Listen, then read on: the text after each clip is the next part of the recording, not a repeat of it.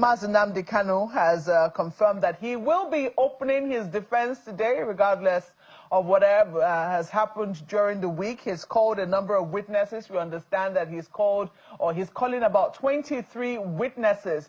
They include the former Attorney General of the Federation, Abubakar Malami. He's also called some other very prominent names. He's called former Chief of Army Staff, Lieutenant General Tukur Buratai. He's also called the current Minister of the Federal Capital Territory, Mr. Nyesom Wike, as well as the current Minister of Works, Engineer Dave Umahi. Now, how that is going to go is unclear, but we understand he's also asking for a period of about 9 months, 90-day period in which time to conclude his defense. So he's asking for 3 months, in essence, to be able to run through his defense. But we'll bring you a timeline of what his ordeal has been like. He was arrested on the 14th of October in 2015. So this has been on for a period of 10 years now, if you to look at 2015 to 2025. And right now we're in the month of October. He was arrested by the Department of State Services in Lagos on charges including terrorism and treasonable felony. He was arraigned before an Abuja magistrate court on charges of criminal conspiracy, intimidation, and membership in an unlawful society. His case was later transferred to the Federal High Court for treasonable felony. Don't forget that IPOB, the organization which Nnamdi Knau leads, was proscribed by the administration of Muhammadu Buhari. You also have that in 2017, a Federal High Court in Abuja granted him bail on health grounds, requiring 100 million naira bond and imposing strict conditions such as refraining from interviews and public gatherings. He fulfilled his bail conditions and was released from Kuje prison. Some reports note that the release was completed between April 28 and 2029. And in 2017, August 2017, the federal government filed a motion seeking to revoke his bail, citing alleged violations of the court's conditions. In September that same year, the Nigerian military conducted an operation at his home in Umuahia, where he went missing. His lawyers claimed that he fled for safety, while the government accused him of jumping bail. Well, in 2022, February 2022, the Kenyan government filed an affidavit confirming that Knau entered Kenya on May 12, 2021 as a British citizen and that there was no official record of his departure. This strengthened claims that he was unlawfully renditioned to Nigeria. Kenyan High Court ruled that Knau's arrest and transfer from Kenya to Nigeria in 2021 were unlawful and violated his fundamental human rights. The court awarded him damages, while the judgment was delivered on the 24th of June and was widely reported as the official date of the ruling's release. Well, in December 15, 2023, the Supreme Court of Nigeria overturned a Court of Appeal judgment that had acquitted him and struck out terrorism-related charges.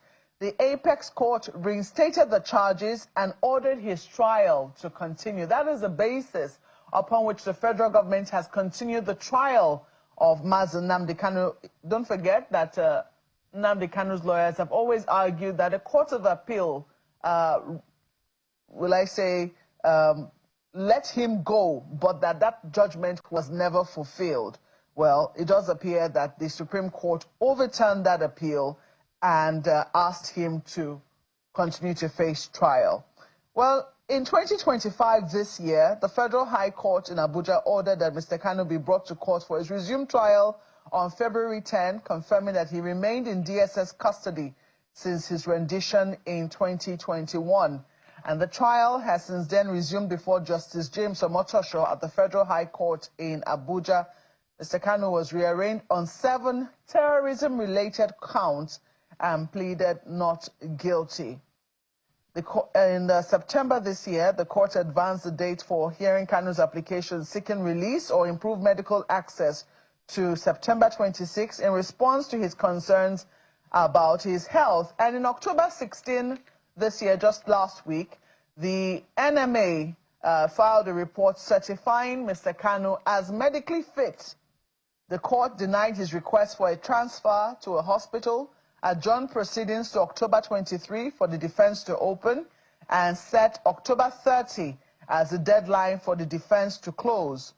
Trial sessions have been scheduled for October 23, that's today, October 27, that will be Monday, 28, 29, and 30. Well, Mr. Knau remains in custody. His trial is ongoing.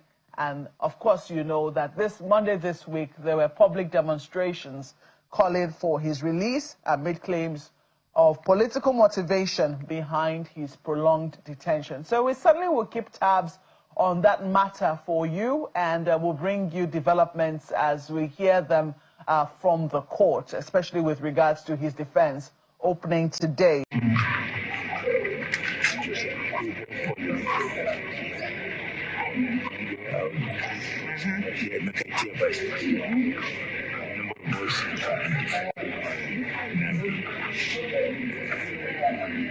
Decided to conduct his defense by himself. He has a right to do so. We respect that decision. And we wish him well going forward.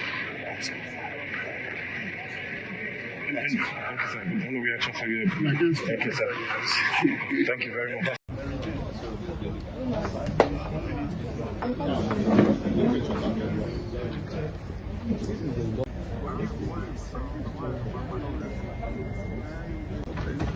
I mean, we are going through a phase in our life, in our career. The most important is happy to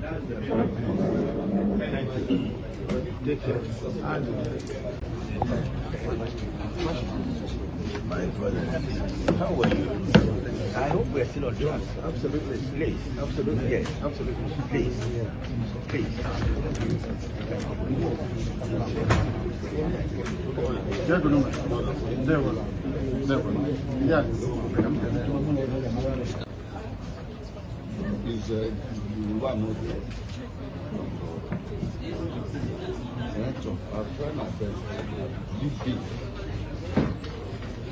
See, hello.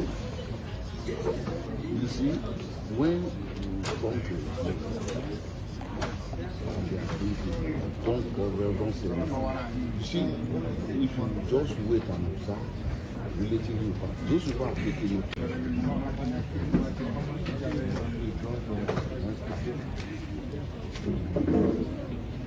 I wanted it.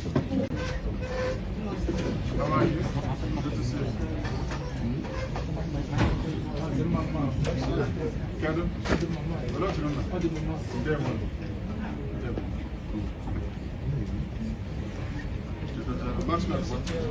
All right.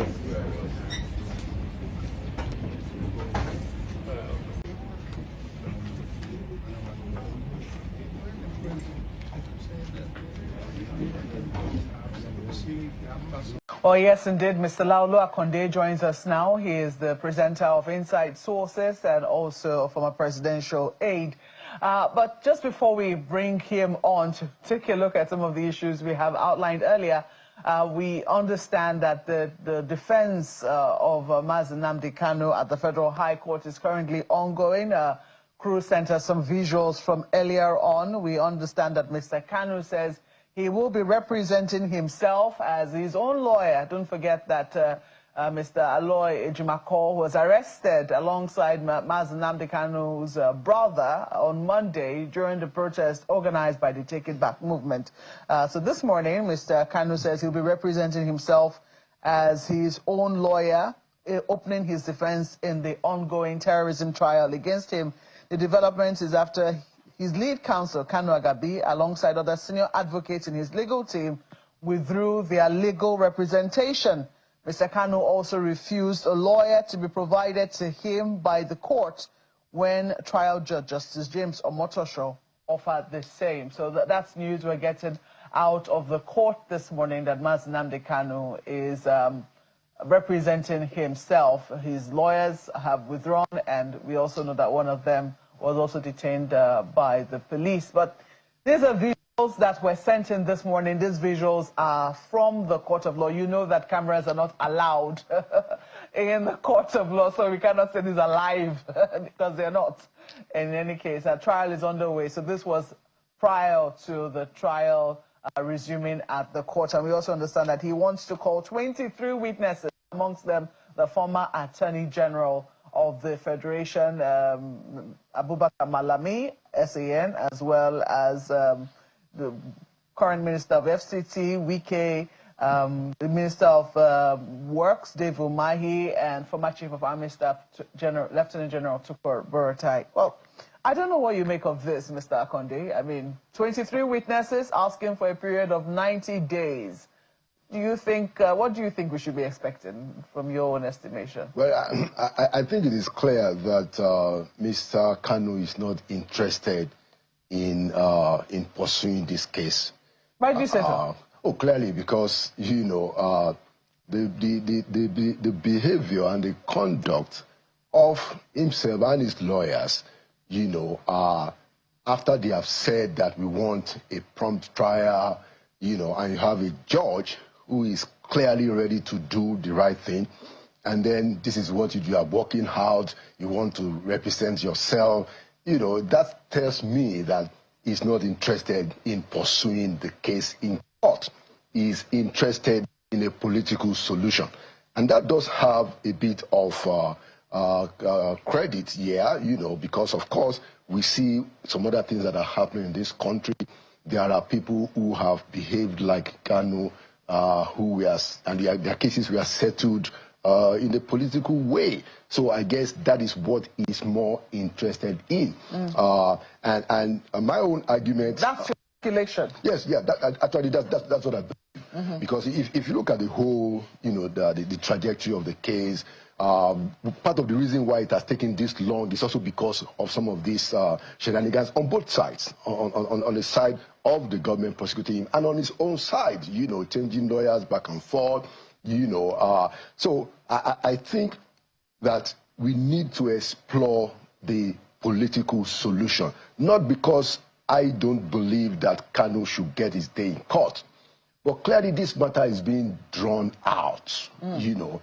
And I think for the sake of our national cohesion, you know, we need to, you know, take another look at solving this matter politically. So if you have lawyers like Knau Agabi, you know, senior advocate of Nigeria, respectable lawyer, you know, choosing to also walk out, then it is giving the whole case a very bad impression. Okay. You know, so I don't know how you know, government will deal with this, but it's clear to anybody that Knau is interested in a political solution. They don't want to go forward with this case in court. That's my view. Well, we'll see how that matter, you know, proceeds in court. I mean, there have been quite a number of developments in recent times. You saw the protests that happened on Monday, and the measures by the government of the day to make sure that it didn't happen close to certain areas of the Federal Capital Territory. The police said they had an injunction, you know, preventing protesters from getting to a particular area. People were very cautious. A lot of small businesses did not open on Monday. Civil servants could barely get to work because roads leading to the headquarters of Federal Civil were cordoned off. So, and some people say, look, this is also on the back of developments we've heard in recent times. It's been spoken in whispers about a coup that never took place. But we know that on October 1, for instance, the ceremonies that were supposed to have attended our independence celebrations didn't happen. A very strong reason wasn't given for it. But then we heard much later that, oh, some people were arrested, some, you know, soldiers were arrested in connection with something else. That's what the military authorities tell us. But the media, some sections of the media have reported quite authoritatively that they heard that these people were arrested in connection with the coup. What are we to make of some of this? Are there any connections here and there that you can draw? Well, okay, let me quickly first make a point about the protest. I think the response of the federal government security agencies on Monday was an overkill. You know, if you look at what happened and how they disrupted activities in the FCT, it was more a case of the government security agencies preventing people from going about their regular businesses, because look, Yeah, that's for those who came out. Because as I did say, some people were also cautious. They didn't come out. That's the point, because people were prevented. I mean, I was trying to get into Transcorp around 3 o'clock when this demonstration had dissipated completely, and there were still roadblocks all over the place.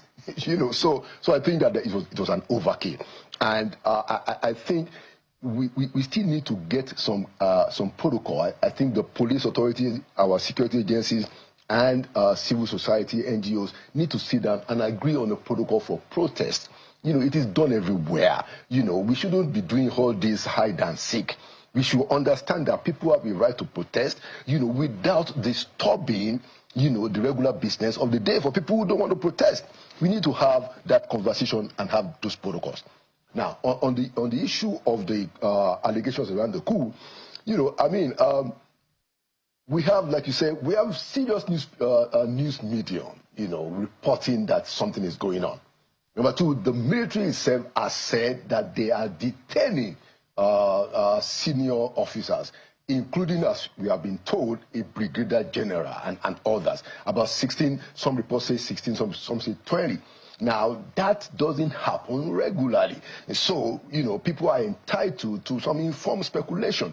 But what I want to say is that if it is true that there was an attempt to have a coup, then we must commend the military intelligence for nipping it in the bud, and we must commend the leadership of the military, for taking care of that. The second point that I would like to make is that those who are opposed to the Tinubu administration, or those who have differences with our current civilian leaders, they should go and fight them in the polls. We don't want a coup to be used to settle our political differences anymore. If you don't like what the president is doing, if you feel that he's going in a direction that is not in the interest of our country, don't do a coup. Don't go and support a coup. Don't clamor for a coup. Don't embrace a coup. Go to the polls. If you're a politician, go and defeat Tinubu at the polls. If you're a Nigerian, go and register to vote. This is how we ought to do it. We must raise our voices loud and clear against military incursion in politics. Well, what do you make, though, of calls for transparency? Some people say, I saw the post of Bolaji Abdullahi, who is a member of the ADC, asking for, clarity on this, transparency on this, because they are afraid that this might be used to hunt down political opponents, so to speak. Yeah, well, so I think also that it is useful if the military can give us more information and not try to deny some of the things. The military itself has said that we have arrested people. Yeah, but they have come out vehemently to say that they never said there was a coup, or a coup attempt, that they arrested those people in connection with indiscipline and other military transgressions. My whole issues with those reasons is that they are very weak. They don't sound strong enough to go and arrest a brigadier general because of that. It's very, very weak, and I think that our military people ought to do better than that in terms of the kind of information that you put out to the press. But I'm sure that what they are trying to do is they don't want to raise the tension. They don't want to create a credibility crisis for the current political leaders, because if you come out and say, yes, there has been a coup, that creates a credibility crisis for the president, for the governors, for all the civilian leaders that are elected.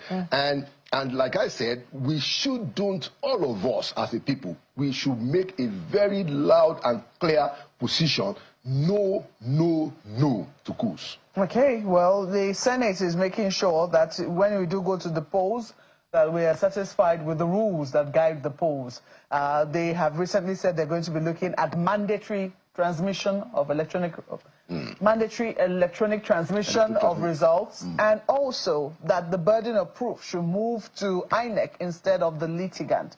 Do you think that will work? Well, I am excited with the idea of electronic transmission, because that was what Professor Yakubu promised us, and he couldn't deliver. And he didn't even have the courtesy to explain to us until he left what happened, just saying it's a glitch.